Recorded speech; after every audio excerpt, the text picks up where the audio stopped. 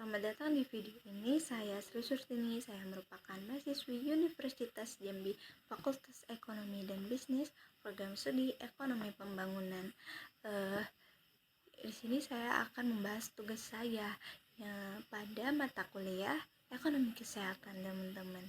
Yuk, mari kita bahas. Baiklah, pada kesempatan kali ini kita akan membahas topik yang sangat penting dalam bidang ekonomi kesehatan, yaitu lembaga usaha dalam jasa pelayanan kesehatan. Nah, materi ini akan memberikan pemahaman tentang berbagai jenis lembaga yang menyediakan layanan kesehatan, peran mereka dalam sistem kesehatan, serta tantangan yang akan dihadapi. Nanti di akhir video kita juga akan membahas menganalisis tentang sebuah kasus yang relevan untuk memperdalam pemahaman kita. Nah, langsung saja kita pendahuluannya itu kita membahas tentang konsep dasar lembaga usaha. Nah, lembaga usaha dalam jasa pelayanan kesehatan adalah organisasi yang bertujuan untuk menyediakan layanan kesehatan kepada masyarakat. Nah, lembaga ini berperan penting dalam meningkatkan akses dan kualitas layanan kesehatan. Nah, dalam konteks ekonomi, lembaga usaha tidak hanya berfungsi sebagai penyedia layanan, tetapi juga sebagai entitas yang mengelola sumber daya baik manusia, finansial, maupun material. Nah, untuk mencapai efisiensi dan efektivitas dalam pelayanan kesehatan. Nah, lembaga usaha ini itu bersifat publik, swasta, atau campuran, dan masing-masing memiliki karakteristik serta tujuan yang berbeda-beda, teman-teman. Yang selanjutnya kita akan membahas jenis-jenis lembaga usaha. Nah, jenis-jenis lembaga usaha ini yang pertama yaitu rumah sakit. Nah, rumah sakit adalah lembaga yang menyediakan layanan kesehatan komprehensif, termasuk rawat inap, rawat jalan, dan layanan darurat.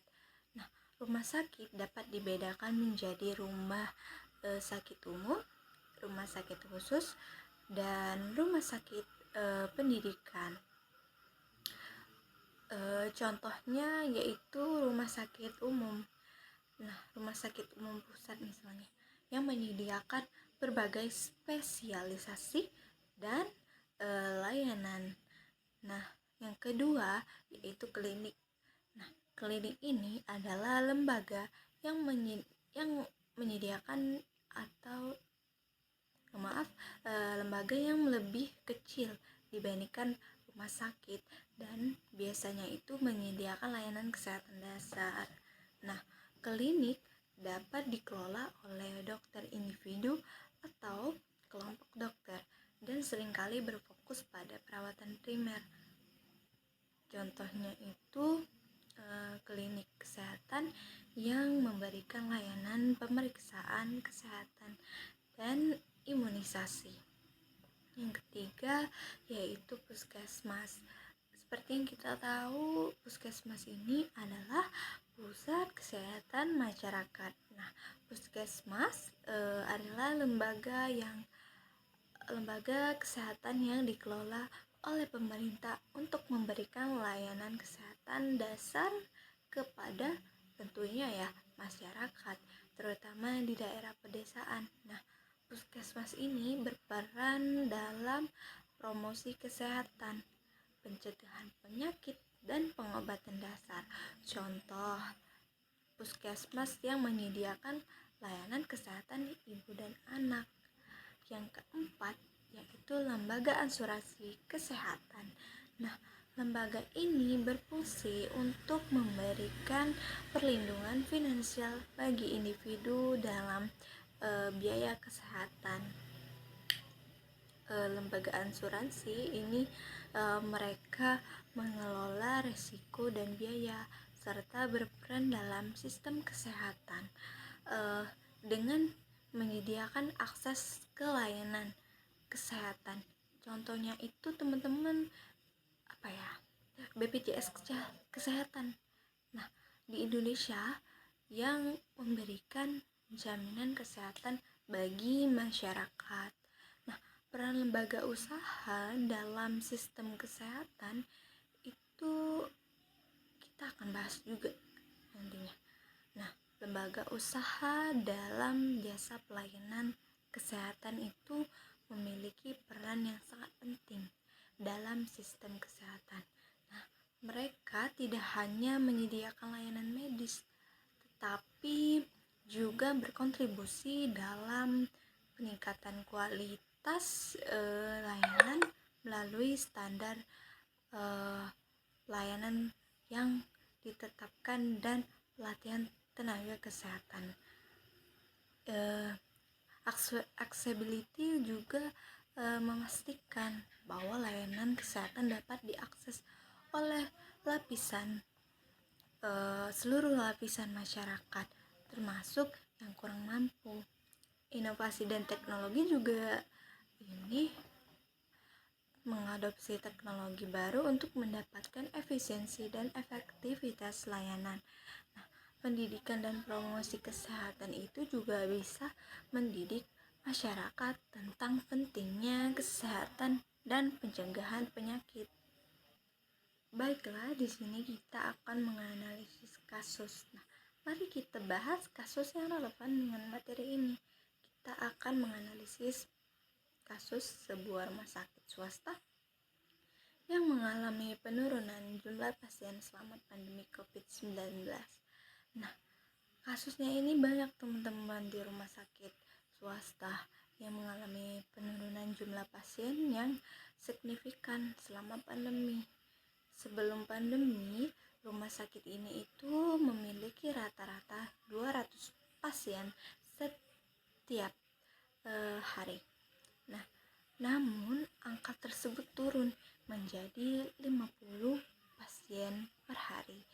Nah, untuk analisis kasus ini itu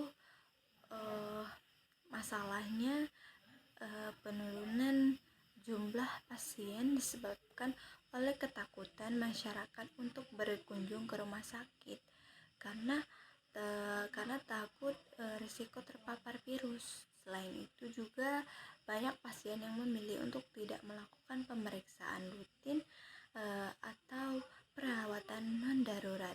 Nah, dampaknya dari masalah ini itu penurunan jumlah pasien berdampak langsung pada pendapatan rumah sakit yang dapat mempengaruhi kualitas layanan dan keberlanjutan operasional. Nah, rumah sakit mungkin harus mengurangi staf atau menunda investasi dalam peralatan baru.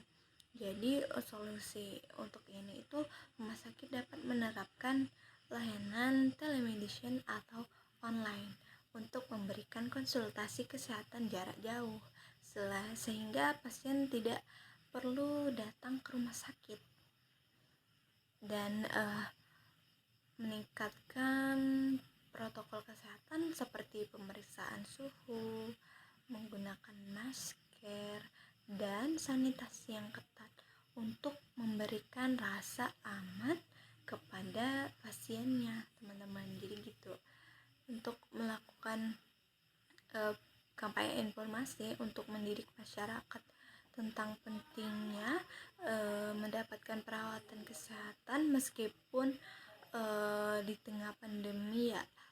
Nah,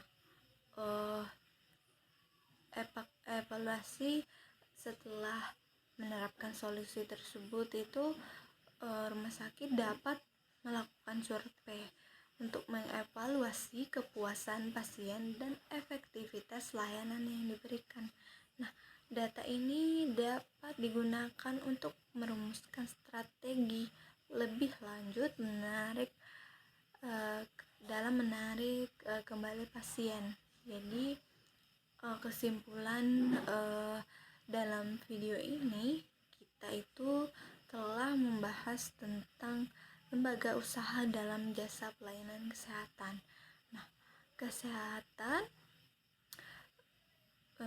pelayanan kesehatan jenis-jenisnya, peran mereka dalam sistem kesehatan, serta menganalisis sebuah kasus yang relevan. Memahami peran lembaga usaha sangat penting teman-teman untuk meningkatkan kualitas kesehatan di masyarakat. Nah, sepertinya segitu penjelasan dari saya. Terima kasih telah menyaksikan video ini. Jika Anda memiliki pertanyaan atau ingin mendiskusikan lebih lanjut, silakan tinggalkan komentar di bawah ini ya. Jangan lupa untuk like dan subscribe untuk mendapatkan informasi lebih lanjut tentang ekonomi kesehatan. Terima kasih.